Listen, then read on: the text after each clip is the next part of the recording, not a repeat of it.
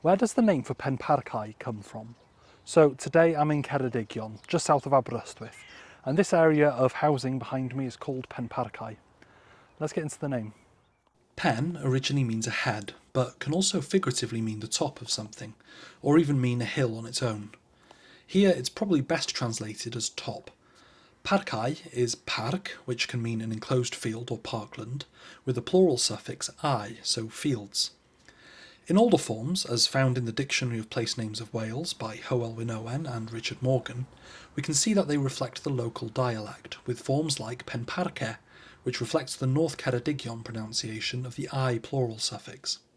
People have been living here for thousands of years. In the Mesolithic, so between 15,000 years and 5,000 years ago, there appears to have been a flint knapping area here.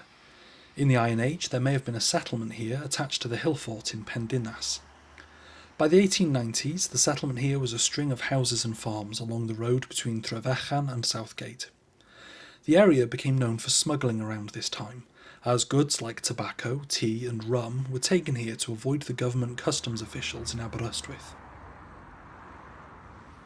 So the name literally means the top of the fields. Anyway, diolch, thank you.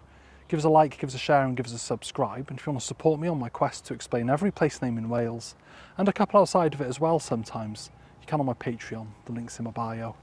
Diolch, have a good one.